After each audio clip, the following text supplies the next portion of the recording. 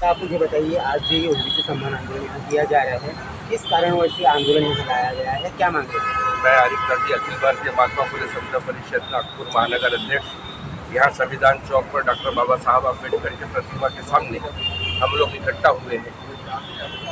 अभी बीते दिनों में महाराष्ट्र के चुनाव हुए विधानसभा के, उसके बाद नागपुर में अधिवेशन आया और अधिवेशन के आखिरी दिनों में मंत्रिमंडल में जो यहाँ मंत्रिमंडल की यहाँ पे पहली घोषणा हुई है, उस लिस्ट में आदरणीय छगन भुजबल साहब का नाम नहीं। ये चुनाव जो गुजरा, ये चुनाव अपने आप में एक नया चुनाव था। चुनाव आने से पहले कुछ जातिवादी शक्तियों ने एक जंग लगे जरंगे को खड़ा कर दिया था। वो जरंगे ओबीसी पे हमले कर रहा था। उस ओबीसी के हमलों को टाया भुजबल साहब ने, और भुजबल साहब के पीछे महाराष्ट्र का समस्त ओबीसी समाज, बहुजन समाज खड़ा हुआ।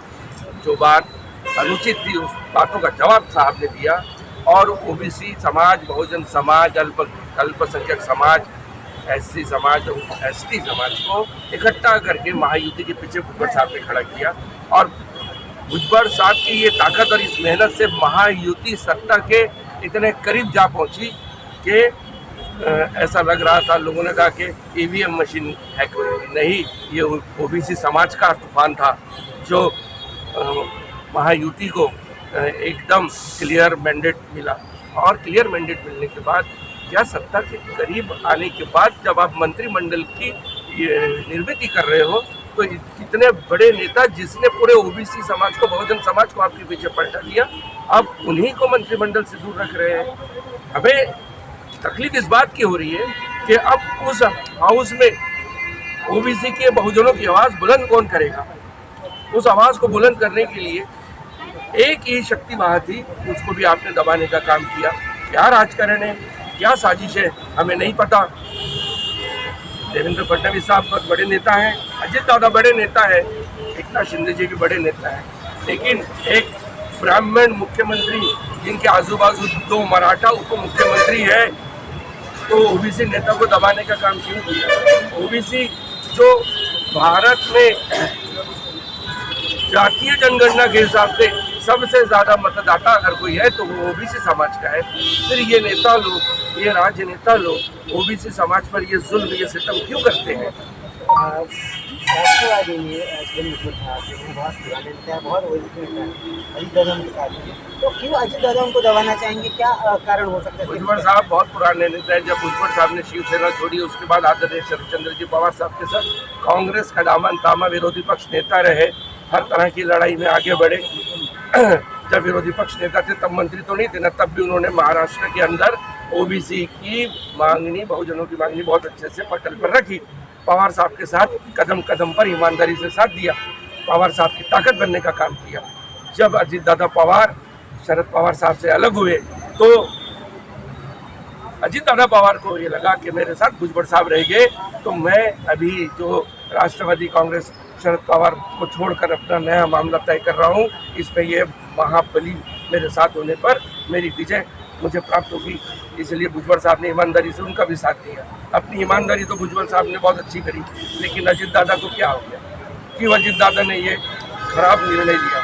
इस निर्णय के पीछे अजित दादा किसके दबाव में है, किसके दबाव में आके अजित दादा ने ये किया, ये हम सब लोगों के दिमाग के बाहर जा रही है। जनता में आक्रोश बढ़ रहा है, ओबीसी समाज अपने संतुलन को कायम रखने में विफल हो रहा है।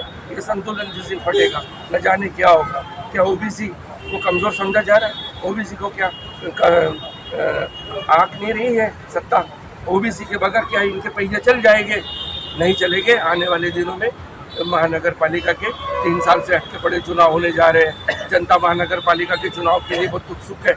अब उनको अपने नेताओं को चुनना है। गली कूचों में, प्रभागों में, विभागों में, वार्डों में जब ओबीसी अपना तांडव दिखाएंगी, सत्ता हिल जाएगी, सत्ता की मस्ती छिड़ जाएगी। इसलिए हम मोहब्बत कर रहे हैं यूटी से, क्योंकि यूटी को वोट दिया, यूटी को मैंडेट दिया, यूटी को वहाँ तक पहुँचाया, इसलिए यूटी से गुहार लगा रहे हैं। इसलिए अजित दादा से गुहार लगा रहे हैं कि अजित दादा, जो भी मसला होगा, जो भी कारण होगा, क्यों आपने ऐसा किया? आप वरिष्ठ हैं, आपने जो भी किया, क्या रीज़न है, उसको बाजू में रखते हुए आपने सम्माननीय आदरणीय भुजबल साहब महाराष्ट्र के माजी उप मुख्यमंत्री, देश के एकमेव ओबीसी के राष्ट्रीय नेता के साथ ऐसा नहीं करना चाहिए। आपने अपने किए हुए कार्य को पीछे लेना चाहिए और भुजबल साहब को ससम्मान के मंत्रिमंडल में शामिल करना चाहिए, वरना ओबीसी समाज सड़क पे आएगा, सड़क पे सो जाएगा। हमें मालूम है, हमारे साहब ने हमको सिखाया है कि किसी भी राष्ट्रीय संपत्ति को नुकसान नहीं पहुंचाना, बिना नुकसान पहुंचाए हम सड़क के ऊपर आंदोलन करेंगे। ये हमारा अधिकार है, ये हमारे अधिकार को हमको हमारे डॉक्टर बाबा साहब अम्बेडकर ने दिया। हम डॉक्टर बाबा साहब अम्बेडकर के दिए हुए अधिकार का अच्छे भली भांति उपयोग करना जानते हैं और अपनी हक की लड़ाई जीतना जानते हैं। हम भीख नहीं मांग रहे, ये हमारा हक है, ये हमारा हक है, हमने वोट दिया। सर, चेतावनी है अजीत दादा पवार को, महायुति सरकार को कि छगन भुजबल जी को मंत्री पद दिया जाए, मंत्री पद। ये अजीत दादा के ऊपर है, वो इसको निवेदन समझे या चेतावनी। मैं अजीत दादा का सम्मान करता हूँ, इसलिए मैं अपने तरफ से चेतावनी नहीं दूंगा, लेकिन अगर उन्हें चेतावनी लगी तो चेतावनी समझे, अगर उन्हें निवेदन लगा तो निवेदन समझे, क्योंकि वो भी हमारे हैं। लेकिन जब अपने ही अपनों का गला काटने लगे तो फिर क्या है, कब है, फिर तो सड़क पे आना ही पड़ेगा। मांगे पूरी नहीं तो सड़क पे आना पड़ता है। सड़क पे आएंगे, जरूर आएंगे।